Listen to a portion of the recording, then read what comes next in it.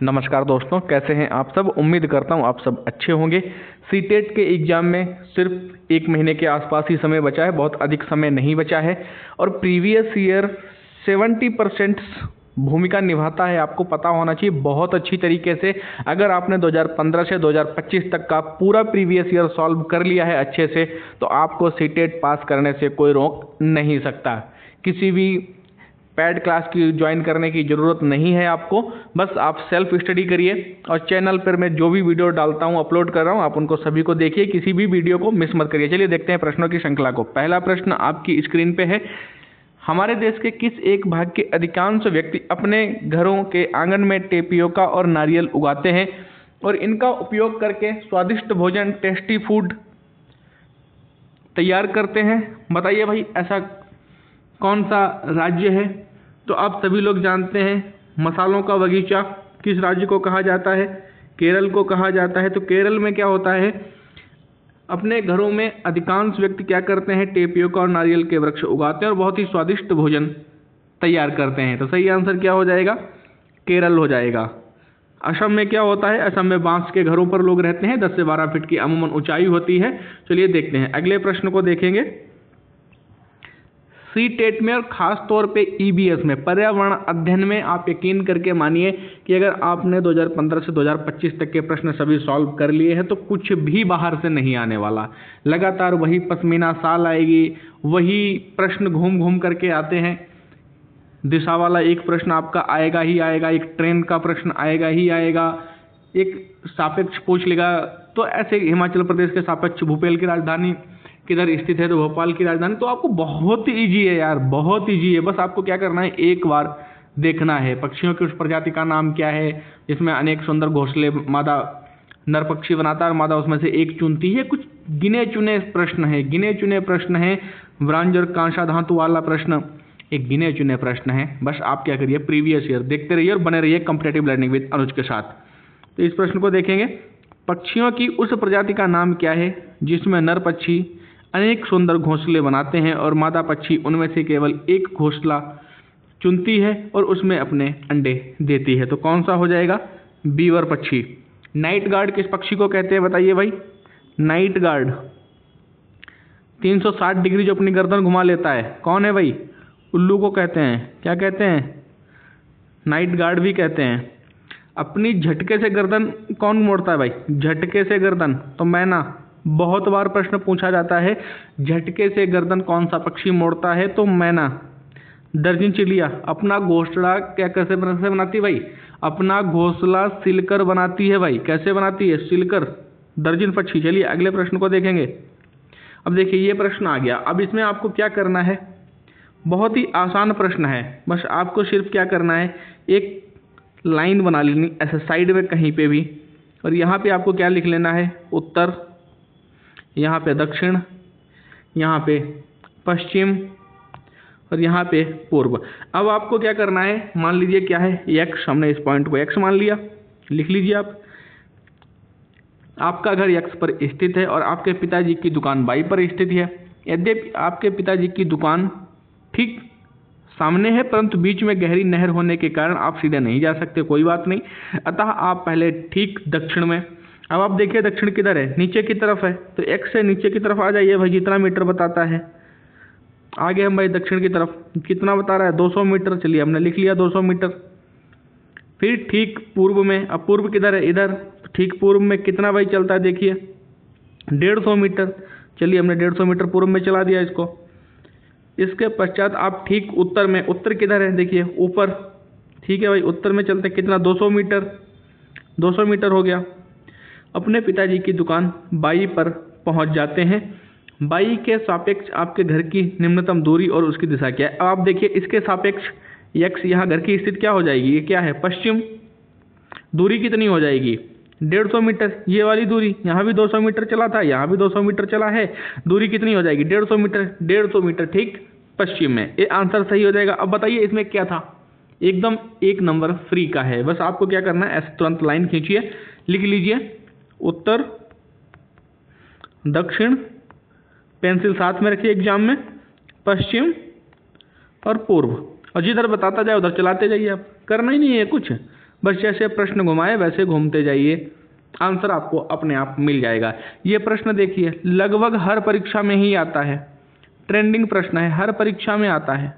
अब बताइए इसको कहाँ ले जाओगे? फ्री के नंबर हैं, बस इनको आपको क्या करना है, एक बार देख लीजिए। डॉक्टर किसी व्यक्ति को प्रतिदिन दवाइयों के साथ पत्तेदार सब्जियां, आंवला और गुड़ खाने का सुझाव देता है।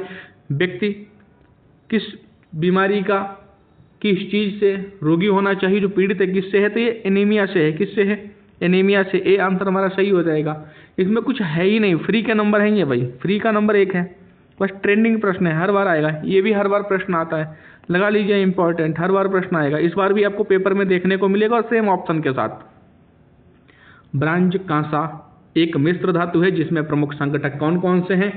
तो इसके संघटक कौन कौन से होते हैं बताइए भाई? कॉपर और टिन। कौन कौन से होते हैं? कॉपर और टिन। बी आंसर सही हो जाएगा। हर बार आता है ये प्रश्न, हर बार आएगा और इस बार भी आपको एग्जाम में ऐसे ही मिलेगा। पश्मीना शाल के बारे में देखिए, मैं अभी आपको बता रहा था ना, ये प्रश्न आते ही आते हैं, मतलब कहीं से कुछ नहीं होगा। पश्मीना शाल की अब विशेषताएं पहले सुन लीजिए। जो पश्मीना है ये बकरियों की एक खास नस्ल से तैयार किया जाता है जो बहुत ऊंची पहाड़ियाँ 5000 मीटर ऊंचे पहाड़ों पर रहती हैं। इनमें क्या होता है, अत्यधिक सर्दी से बचने के लिए बकरियों के शरीर पर गर्म बालों की एक परत उग आती है और इन बालों से ही क्या होता है, एकत्र करके हाथ से बुन करके पश्मीना शाल तैयार की जाती है। और एक पश्मीना शाल लगभग में 6 सालों के बराबर होती है। एक पश्मीना शाल लगभग 6 सालों के बराबर होती है, बहुत गर्म होती है। अब हम ऑप्शन को देखेंगे और ये हाथ से बुनकर बनाई जाती है। चलिए देखते हैं। एक पश्मीना शाल में 6 स्वेटरों के बराबर गर्मी होती है, एकदम परफेक्ट है, ये सही है। कोमल पश्मीना पहाड़ी बकरियों की एक खास नस्ल से एकत्र किया जाता है जो 5000 मीटर ऊंचे पहाड़ों पर रहती है, ये भी ठीक है। अत्यधिक सर्दी से बचने के लिए बकरियों के शरीर पर गर्म बालों की एक परत उगाती है, एकदम सही है। पतले बालों को बकरियों के शरीर से काटने के पश्चात मशीनों द्वारा बुनाई की जाती है। मशीनों द्वारा नहीं भाई, मैंने क्या बताया था, हाथों से बुनाई की जाती है, यही तो कारीगरी है। तो सही आंसर क्या हो जाएगा? ए, बी और सी। डी हमारा गलत हो जाएगा भाई। तो कौन सा हो जाएगा? ए, बी और सी। किसमें दिया है? डी ऑप्शन में दिया है ए, बी और सी। डी आंसर हमारा सही हो जाएगा। 1 नंबर फ्री का है भाई। किस वर्ष भुज गुजरात में भूकंप आया था जिसमें कम से कम 1000 लोगों की मृत्यु हो गई थी? ये बहुत ही महत्वपूर्ण प्रश्न भी है, ये हर बार आता ही आता है। आप देख लीजिए प्रीवियस ईयर उठा करके, ये कब आया था? 2001 में आया था। बी आंसर सही हो जाएगा। अगले प्रश्न को देखेंगे। हमारे देश की राजधानी के सापेक्ष हिमाचल प्रदेश की राजधानी शिमला और मध्य प्रदेश की राजधानी भोपाल क्रमशः स्थित है। अब आप इंडिया का जब मैप देखेंगे तो हिमाचल प्रदेश कहाँ है? दिल्ली के सापेक्ष ठीक ऊपर है। ठीक ऊपर का मतलब उत्तर दिशा में। और जब नीचे देखेंगे किसको? भोपाल मध्य प्रदेश, ये कहाँ है? ठीक दक्षिण में, नीचे की तरफ है। चलिए मैप में दिखाता हूँ आपको, ये मैप है। यहाँ मैप में आप देखेंगे दिल्ली कहाँ स्थित है? ये दिल्ली स्थित है। हिमाचल प्रदेश कहाँ स्थित है? तो हिमाचल प्रदेश ये सामने स्थित है, तो ये किधर हो गया? उत्तर दिशा में। मध्य प्रदेश ये किधर हो गया? दक्षिण दिशा में। तो क्या हो जाएगा भाई बताइए? उत्तर और दक्षिण में। हमारे देश की राजधानी के सापेक्ष हिमाचल प्रदेश की राजधानी शिमला किधर है? उत्तर में है। और मध्य प्रदेश की राजधानी भोपाल क्रमशः कहाँ है? दक्षिण में है। तो सही आंसर क्या हो जाएगा? उत्तर दक्षिण। चलिए प्रश्न को देखते हैं फिर से, कहाँ दिया है? ए में दिया है, ए आंसर हमारा सही हो जाएगा। अगले प्रश्न को देखेंगे। एकदम इजी तरीके से है प्रश्न, बस आपको क्या है, देखते चलना है। मैप से 2 से 3 प्रश्न बनते हैं, मैप से 2 से 3 प्रश्न बनते ही बनते हैं। तो आप मैप को बहुत अच्छी तरीके से देख लीजिए, 2 से 3 बार मैप को अच्छे तरीके से भर लीजिए। आपको पता होना चाहिए कौन सा राज्य किधर पड़ता है। शिमला हिमाचल प्रदेश में रहने वाला कोई व्यक्ति पहले भोपाल मध्य प्रदेश का भ्रमण करना चाहता है और इसके पश्चात गांधीनगर गुजरात जाना चाहता है। उसकी यात्रा की दिशाएं क्या होंगी? अब अभी आपने देखा था हिमाचल प्रदेश कहाँ था? टॉप में था। भोपाल कहाँ था? बिल्कुल नीचे था, अर्थात दक्षिण में। गुजरात किधर है? इधर आ जाएगा। तो ये किधर पड़ेगा? पश्चिम में। तो क्या होगा पहले बताइए भाई फटाफट, बताइए भाई फटाफट। बहुत इजी है, मैं मैप में दिखा देता हूँ आपको एक बार। तो क्या हो जाएगा? अगर ऑप्शन देखेंगे दक्षिण और इसके पश्चात पश्चिम की ओर, पहले किधर आएगा दक्षिण, उसके बाद पश्चिम की तरफ। एक बार मैप में भी देख लीजिए आप लोग, ये रहा आपका हिमाचल प्रदेश, यहाँ से कहाँ आएगा दक्षिण में, यहाँ लिख लीजिए कहाँ दक्षिण। गुजरात कहाँ है, देखिए ये है गुजरात, तो इधर कहाँ आएगा पश्चिम में। अब बताइए इसमें कुछ है नहीं, लेकिन अगर आपको मैप पता होना चाहिए। चलिए अगले प्रश्न को देखेंगे, कहाँ लिखा है भाई दक्षिण और पश्चिम, सी आंसर सही हो जाएगा, दक्षिण और इसके पश्चात पश्चिम की ओर।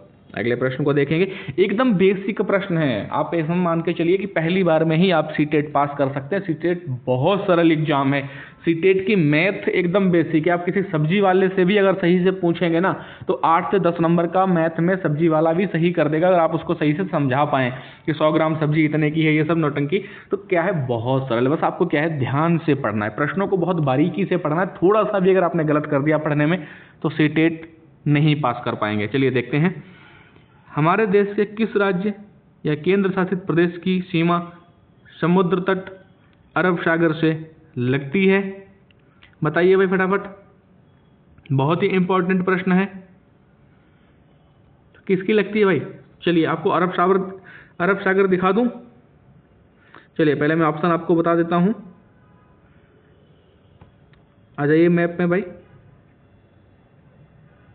ये मैप है, यहाँ आपको दिख रहा है अरब सागर, ये क्या दिख रहा है, अरब सागर है ये दिख रहा है कर्नाटक।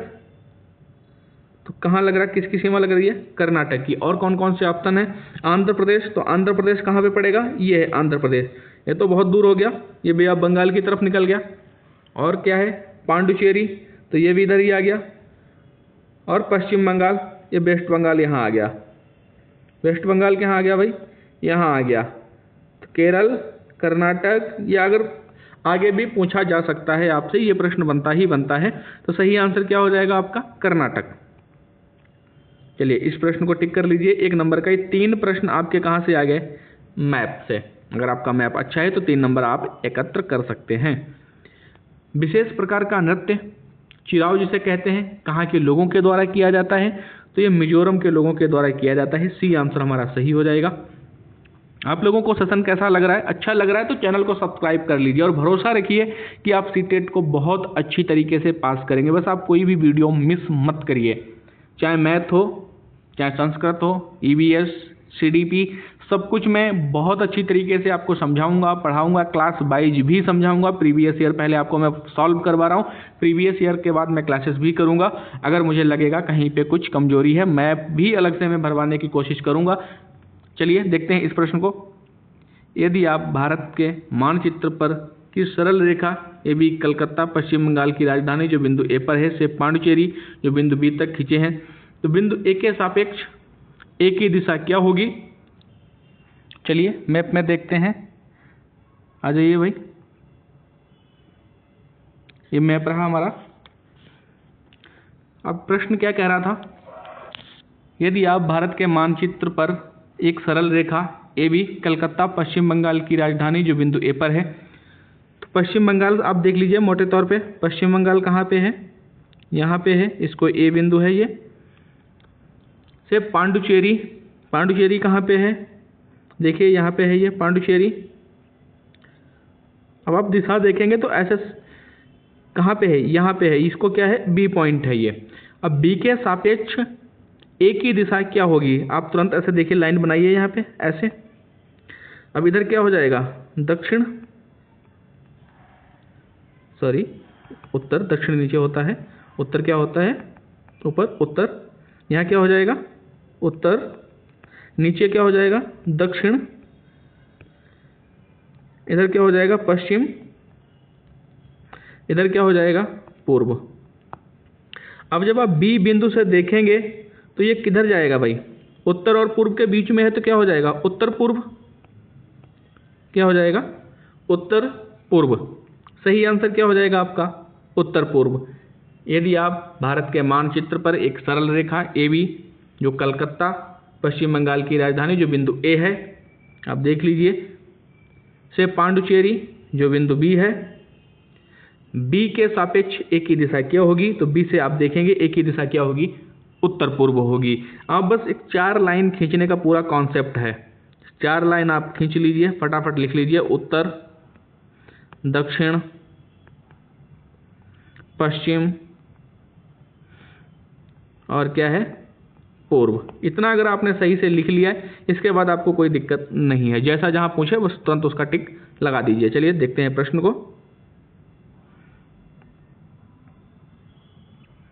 तो कहाँ हो जाएगा ऑप्शन डी, ऑप्शन हो जाएगा उत्तर पूर्व। अब देखिए 4 प्रश्न आपके कहाँ से आ गए, मैप से। अब बताइए, मैप अगर आपको नहीं आता तो 4 नंबर क्या हो जाएंगे, आपके कट जाएंगे। चलिए अगले प्रश्न को देखेंगे। उस महिला व्यायामी खिलाड़ी का क्या नाम है जिसने 12 वर्ष की आयु में ही वजन उठाने का अभ्यास आरंभ कर दिया था, 130 किग्रा तक का वजन उठाने में सफलता प्राप्त की थी तथा अंतरराष्ट्रीय प्रतिस्पर्धाओं में कितने 29 मेडल जीते थे।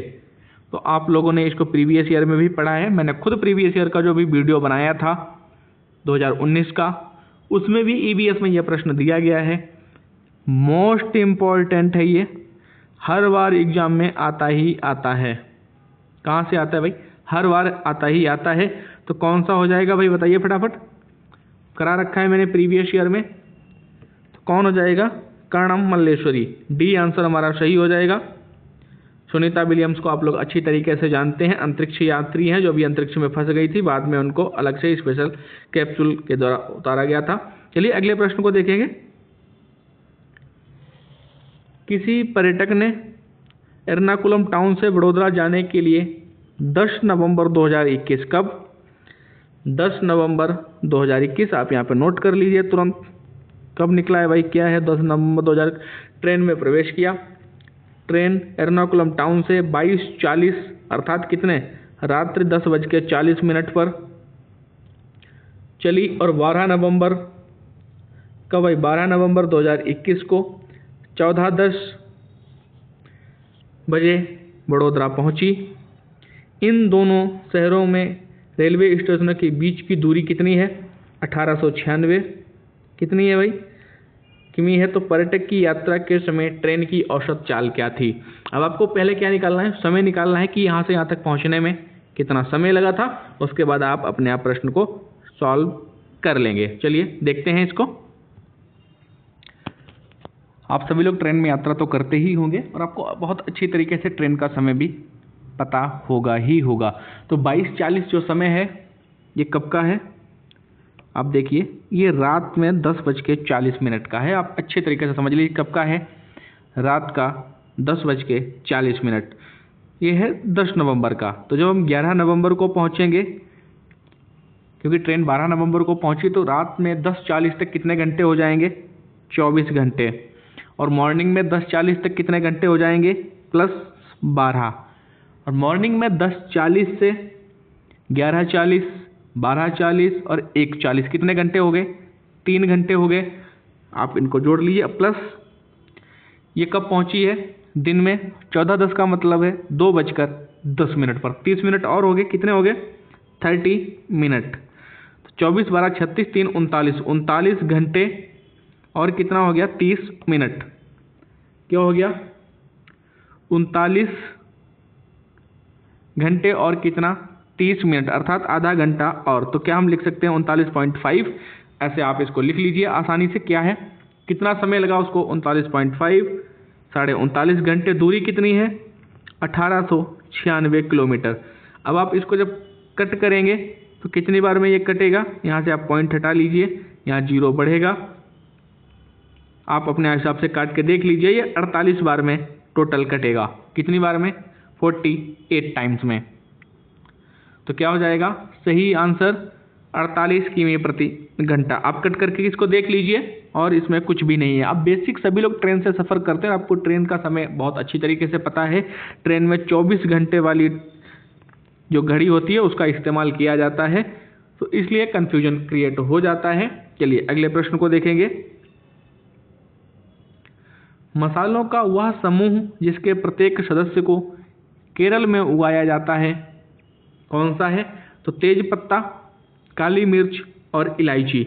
देखिए भाई कहाँ दिया है, बी में दिया है, ये भी प्रश्न मैं प्रीवियस ईयर में करवा चुका हूँ। आप देखिए अभी 2 ही पर्यावरण अध्ययन के प्रीवियस ईयर के हुए हैं, एक हो चुका है और दूसरा ये चल रहा है, और उसको आप कंपेयर करके देख लीजिए, खुद चैनल पर जाकर के देखिए 2 पेपरों में क्या 4 से 5 प्रश्न एक सेम है कि नहीं है, ऑप्शन भी सेम होंगे।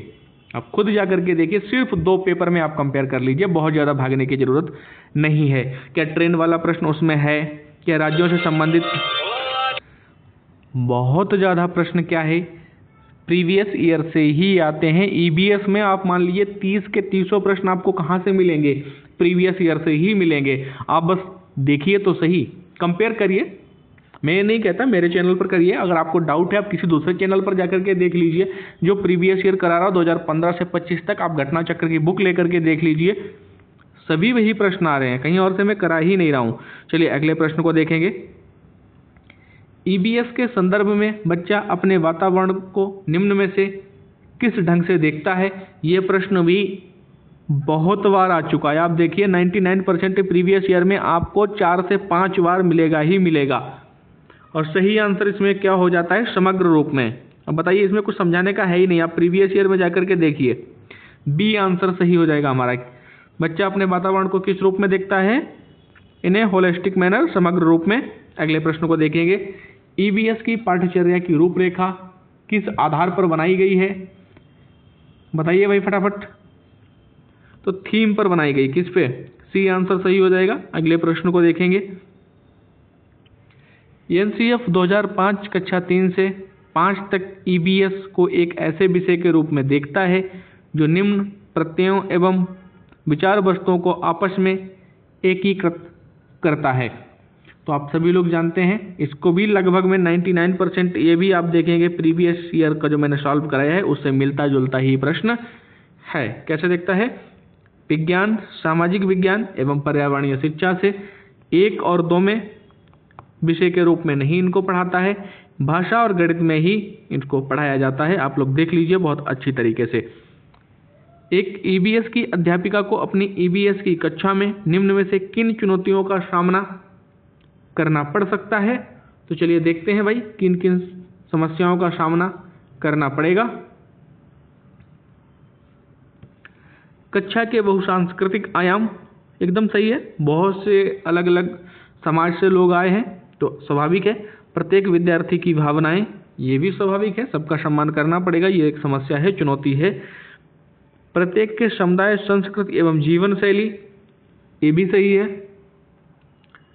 कक्षा में अनुशासन एवं उसकी व्यवस्था नहीं, इसका कोई लेना देना नहीं है। ए, बी एंड सी 3 प्रश्न सही हो जाएंगे। देखिए कहाँ दिया है, डी में दिया है, डी आंसर हमारा सही हो जाएगा। अगले प्रश्न को देखेंगे। प्राथमिक स्तर में ईबीएस पढ़ाने का सबसे उपयुक्त लक्ष्य क्या है। तो आप देखिए पॉजिटिव वर्ड ही आपको इसमें से अपने आप ही निकाले जाएंगे। देखिए परिभाषाएं विकसित करना, तो पीआरटी लेवल पे आप परिभाषाएं कहाँ विकसित कर रहे हैं भाई, देखते ही कट कर दीजिए इसको। अपने वातावरण का अनुसरण करने के लिए विद्यार्थियों को पर्याप्त मौके देना, अब इससे पॉजिटिव क्या ढूंढेंगे आप, आगे भी देख लेते हैं। विद्यार्थी के ईबीएस के प्रत्ययों को सीखने के लिए सहायक होना, शिक्षक द्वारा साझा की हुई ठोस जानकारी द्वारा। सबसे परफेक्ट और सही आंसर क्या हो जाएगा, बताइए भाई, बताइए भाई। तो सबसे परफेक्ट हो जाएगा हमारा बी। चलिए, करके सीखना, मौके देना, इससे अच्छा और कुछ हो ही नहीं सकता। ईबीएस की पाठ्यचर्या में परिवार एवं मित्र क्या है, तो परिवार एवं मित्र थीम है, ये आंसर सही हो जाएगा। अगले प्रश्न को देखेंगे। अर्थपूर्ण ईबीएस की शिक्षा संभव हो सकती है यदि, बताइए भाई। ऑप्शन देखिए और ऑप्शन में ही आप सही ऑप्शन और गलत ऑप्शन में भेद करना सीखिए। अर्थपूर्ण ईबीएस की शिक्षा संभव हो सकती, कब हो सकती है, विद्यार्थी के स्थानीय अनुभव विद्यालय के अनुभवों से संबंधित हों। एकदम परफेक्ट है। स्कूली शिक्षा को कैसे जोड़ना है भाई, बाहरी से, सामाजिक शिक्षा से बाहर से जोड़ना है, तो एकदम परफेक्ट हो गया। आगे देख लेते हैं, इससे भी अच्छा है क्या कोई। विद्यालय के ज्ञान का प्रयोग ज्ञान की रचना के लिए किया गया हो, विद्यार्थी के स्थानीय अनुभवों को उचित महत्व न दिया जाए, ऐसा नहीं है भाई। प्रशिक्षित ईबीएस शिक्षकों के अनुभवों का प्रयोग किया गया हो, ये आंसर एकदम सही हो जाएगा हमारा। ईबीएस की शिक्षा में शिक्षकों द्वारा किए गए क्रियाकलापों के पश्चात प्रामाणिक एवं अर्थपूर्ण शिक्षा हेतु होना चाहिए। क्या होना चाहिए भाई, बताइए फटाफट। ऑप्शन देखिए और ऑप्शन में ही आपको पता चल जाएगा। एक प्रश्न को एक बार देखिए, ईबीएस की शिक्षा में शिक्षकों द्वारा किए गए क्रियाकलापों के पश्चात प्रामाणिक एवं अर्थपूर्ण शिक्षा है तो क्या होना चाहिए, विचार विमर्श होना चाहिए, डिस्कशन होना चाहिए। अब सूची बनाने का क्या लेना देना, याद करने से क्या है, क्रियाकलाप पुनरावृत्ति का ये आंसर एकदम परफेक्ट हो जाएगा। आप देखिए ऑप्शन टिक ही नहीं पा रहे हैं, अगर टिकेंगे तभी तो आप उनमें करेंगे। ऑप्शन ऐसे होना कि उसमें कन्फ्यूजन हो जाए कि ए लगाना है कि बी लगाना है, सी लगाना है, कहीं भी ऐसा भी कन्फ्यूजन क्रिएट नहीं हो पा रहा है। ऐसे प्रश्न होने चाहिए लेकिन अभी नहीं है, अभी एकदम सरल सरल है। चलिए इनको करते हैं। ईबीएस कक्षाओं में सामूहिक गतिविधियों द्वारा सीखने को बढ़ावा दिया जाता है। क्यों दिया जाता है, क्योंकि यह विद्यार्थियों में सहपाठी अधिगम को बढ़ावा देता है, क्योंकि बहुत से अलग अलग समाजों से लोग आए होते हैं, आपस में उनका समन्वय बन जाता है, आपस में वो मित्र बन जाते हैं और इससे एक साथ पढ़ने का उनका अनुभव, अपने अपने अनुभव को वो साथ में साझा करते हैं। इससे पढ़ने में क्या होता है, सहपाठी अधिगम को बढ़ावा मिलता है। ये प्रश्न करा रखा है प्रीवियस ईयर में, फिर भी देखते हैं।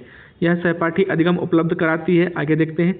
यह विद्यार्थियों में सामाजिक आदान प्रदान को सुधारती है, इससे लेना देना ज़्यादा है नहीं। यह विद्यार्थियों में सहपाठी एवं सामाजिक अधिगम उपलब्ध कराती है, वो उसमें सुधार लाती है, एकदम सही है। आगे देखेंगे, विद्यार्थी केवल, निगेटिव वर्ड है, सामूहिक शिक्षा की मांग करते हैं, निगेटिव हो जाएगा।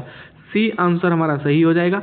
यह विद्यार्थियों में सहपाठी एवं सामाजिक अधिगम उपलब्ध कराती है व उसमें सुधार लाती है, एकदम परफेक्ट हो जाएगा। निम्नलिखित में से क्या ईबीएस के अधिगम में प्रक्रिया कौशल को चिन्हित करता है, तो किसको चिन्हित करता है, वर्गीकरण को, क्लासिफिकेशन को। ए आंसर हमारा सही हो जाएगा। अगले प्रश्न को देखेंगे।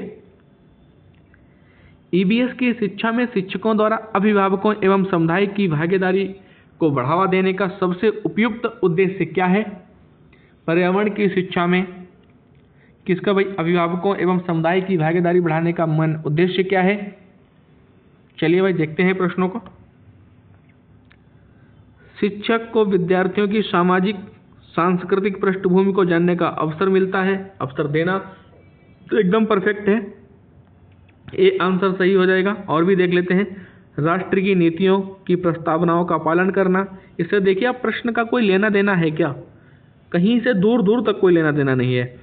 विद्यालय में अनुशासन बनाए रखना, अब बताओ अभिभावकों से क्या लेना देना इसका, विद्यार्थियों को जानना तथा उनकी शिक्षा से उनका मार्गदर्शन करना, ये आंसर सही हो जाएगा। अगले प्रश्न को देखेंगे। ऑप्शन टिक ही नहीं पा रहे भाई। प्राथमिक स्तर पर ईबीएस कक्षाओं की चुनौतियों व विशेष समस्याओं को भली प्रकार संबोधित निम्न द्वारा किया जा सकता है, बताइए भाई फटाफट। व्याख्यान, पीआरटी लेवल पे व्याख्यान एक नेगेटिव वर्ड है, देखते ही काट दीजिए। मुक्त वाद विवाद, व्याख्यान ये कट गया। अब कौन कौन से बचे, दो बचे हैं, बी और डी। विचार विमर्श के उपरांत वाद विवाद, एकदम परफेक्ट हो जाएगा, डी आंसर सही हो जाएगा। पीआरटी लेवल पे आप व्याख्यान, परिभाषाएं रटकर याद करके, ये थोड़ा सा निगेटिव वर्ड है, केवल, सीमित, मैं लिख देता हूँ, आप लोग खुद देख लीजिए। सीमित ये कैसे हैं, निगेटिव वर्ड है, सीमित, केवल, व्याख्यान, रटकर, आप नोट कर लीजिए वीडियो रोक करके, रटकर, याद करके। पॉजिटिव वर्ड है अवसर देना, क्या है पॉजिटिव वर्ड, अवसर देना, मौके देना, करके सीखना, क्या है, करके सीखना, ये सब क्या है, पॉजिटिव वर्ड है। लास्ट क्लास में पेपर से 2 दिन पहले सभी पॉजिटिव और निगेटिव वर्ड्स आपको बताऊंगा कि अगर समय नहीं बचता है, इतना समय नहीं है, कुछ भी समझ में नहीं आता है तो आपको क्या देखना है और कैसे टिक मारना है। लेकिन अभी आप बेसिक से पढ़ते चलिए, क्योंकि बेसिक बहुत ज़रूरी है। सीटेट या यूपीटेट ही हमारा लक्ष्य नहीं है, हमारा लक्ष्य क्या है, सरकारी सीट, एक टीचर बनना, सरकारी सीट पाना। तो इसके लिए हमें क्या करना है, बेसिक से पढ़ते चलना है। चलिए देखते हैं इसको। एक ईवीएस में बच्चों को सीखने का गुणात्मक आकलन किसके द्वारा किया जा सकता है, चलिए देखते हैं भाई इसको भी। बच्चों के विचारों का अभिलेख, अवलोकन की रिपोर्ट्स, यहाँ पे थोड़ा मिसप्रिंट है, इसको पूरा कर लीजिए। रिपोर्ट्स बच्चों के विचारों के अभिलेख और अवलोकन की रिपोर्ट बनाना, ठीक है। आगे देखते हैं। प्रक्रिया कौशल का अवलोकन, ये भी ठीक है। कागज पेंसिल टेस्ट, नहीं, इसका कोई अभी लेना देना नहीं है यहाँ पे। उपलब्धि टेस्ट, नहीं, इसका भी नहीं। ए और बी सही हो जाएगा। देखिए कहाँ दिया है, ए में दिया है, ए आंसर हमारा सही हो जाएगा। अगले प्रश्न को देखेंगे। निम्न में से कौन सा ईबीएस शिक्षण में रचनात्मक आकलन का उपकरण है? देखते हैं भाई क्या क्या ऑप्शन है हमारे पास। पोर्टफोलियो सही है। दृष्टांत अभिलेख अनअकॉर्डेड रिकॉर्ड, ये भी ठीक है। दरमापक पैमाना रेटिंग स्केल, ये भी ठीक है। अवलोकन एवं रिकॉर्ड लिखना, ये भी ठीक है। A B C and D चारों सही हो जाएंगे। चलिए आज के प्रश्नों की श्रृंखला के अंतिम प्रश्न पे चलते हैं। अंतिम प्रश्न को देखते हैं। अंतिम प्रश्न हमसे क्या कह रहा है और इसको हम कैसे सॉल्व करेंगे। चलिए प्रश्न को पढ़ेंगे। एक्स क्या है? चित्र बनाना। वाई क्या है? अंगुलियों तथा अंगूठे की छाप का उपयोग से पशुओं के चित्र बनाना। चलिए भाई देखते हैं अब क्या क्या है। वाक्य में एक्स तथा वाई को पहचाने। एक्स क्या है और वाई क्या है, आपको ये पहचानना है। तो चित्र बनाना क्या है? एक क्रिया है, आप लोग इसको अच्छी तरीके से देख लीजिए। क्या है भाई? चित्र बनाना क्रिया है। अब देखिए एक्स क्रिया है तथा वाई संज्ञा है, सही हो जाएगा। एक्स क्रियात्मक क्रिया है तथा वाई पाठ्य वस्तु है, ये भी सही हो जाएगा। एक्स संज्ञानात्मक क्रिया है तथा वाई पाठ्य वस्तु है, ये भी सही हो जाएगा। एक्स पाठ्य वस्तु तथा वाई क्रिया नहीं है, एक्स ही क्रिया है। तो सही आंसर क्या हो जाएगा? ए बी एंड सी। कहाँ दिया है देखिए भाई, बी में दिया है, बी आंसर हमारा सही हो जाएगा। आज के प्रश्नों की श्रृंखला को समाप्त करेंगे यहीं पे। कल फिर मिलेंगे नए सेशन के साथ। आप लोग प्रीवियस ईयर 2015 से 2025 तक सभी चैनल पर उपलब्ध हैं। आप लोग आराम से जाइए, देखिए, और पूरा आपसे वादा है 70% प्रश्न आपको कहाँ से मिलेंगे? प्रीवियस ईयर से मिलेंगे। आप बिल्कुल भी घबराएं नहीं, सीटेट बहुत अच्छी तरीके से पास करेंगे। जो भी पहली बार पेपर दे रहा है चैनल को सब्सक्राइब कर ले और भरोसा रखिए आप बहुत अच्छे नंबरों से पास होंगे। चलिए मिलते हैं कल, तब तक के लिए जय हिंद, जय भारत।